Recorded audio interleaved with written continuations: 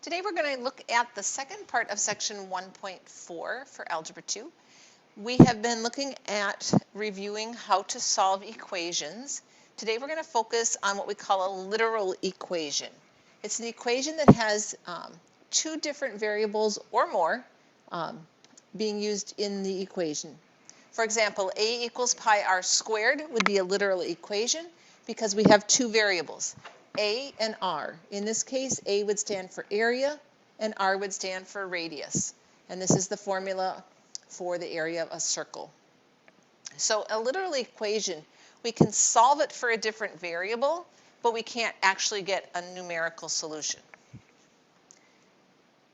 So we're looking at rearranging the terms so we have it solved for a different variable.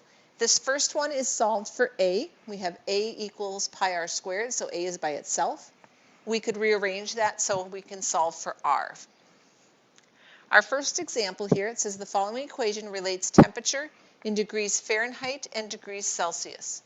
What is F in terms of C? You're going to see this phrase a lot. F in terms of C means we want to solve for F. In other words, get F by itself, and then you're going to have an expression that uses C on the other side. So right now it says C equals 5/9 times the quantity F minus 32. Since we're trying to get F here by itself, we have to unwrap this equation or undo it. Right now, we have a 5/9 being multiplied to this quantity that involves an F, so we have to undo multiplying by 5/9.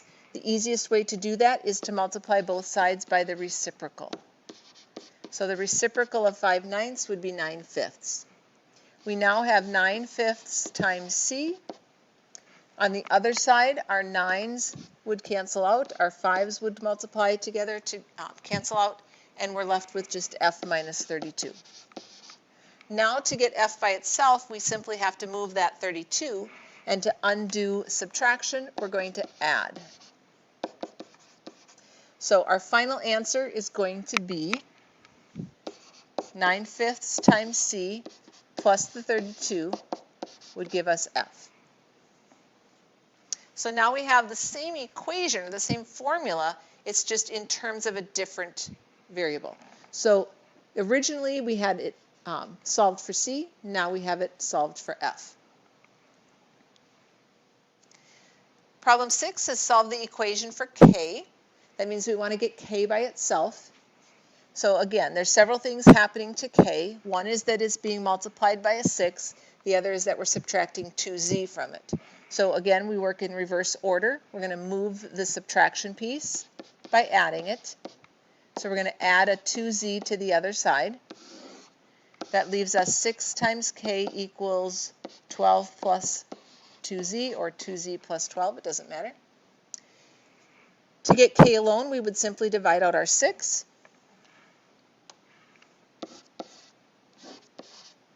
So we end up with K equals 12 divided by 6 would be 2.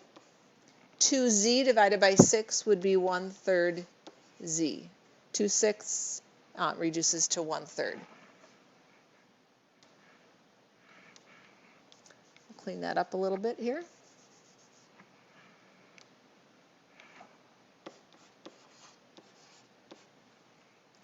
All right. Our next one says solve the equation ax minus bx equals c, and we're solving it for x. Now here notice that we have x in two different spots. If we're trying to solve for x, we need to just have one of those. So the trick we have for something like this is because both of these terms have an x in them, we could factor an x out. It is common to both terms. So if I divide an x from ax, I'm left with an a. If I divide out the x from this bx, I'm left with the b. Okay? So we factor that common x out. Now we have it in a single spot, and we can get it alone by simply dividing out this quantity a minus b. So our solution here is going to be x equals c divided by the quantity a minus b.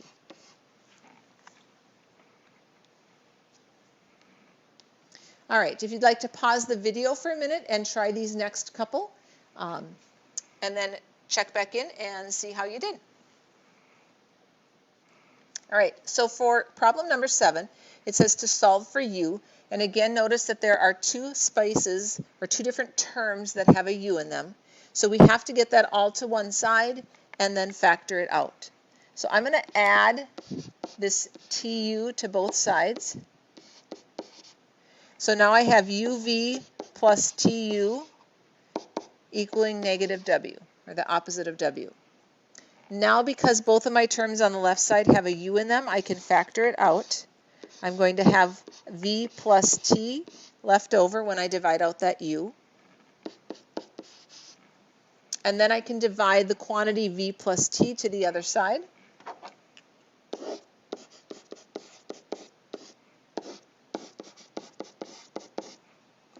So my solution would look like this.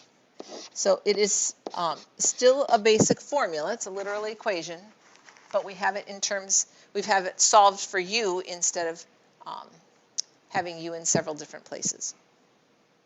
Question 8, this one says to solve for x. Again, there's two different places or terms that have an x in them, so we need to get that all to one side. I'm going to subtract the bxy to the other side.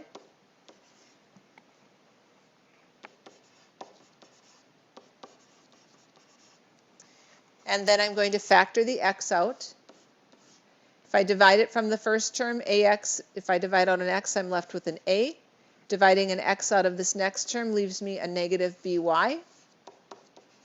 And again, to get x by itself, I'm going to divide this whole quantity, a minus by, to the other side.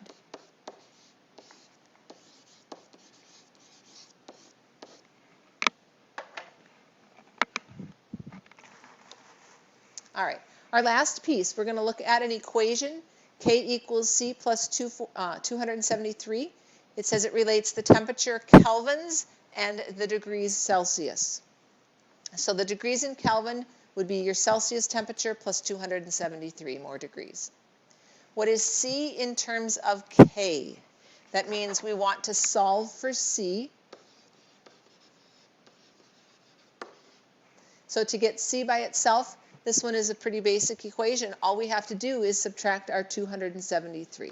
So if it starts out like this, we're going to subtract 273 to the other side.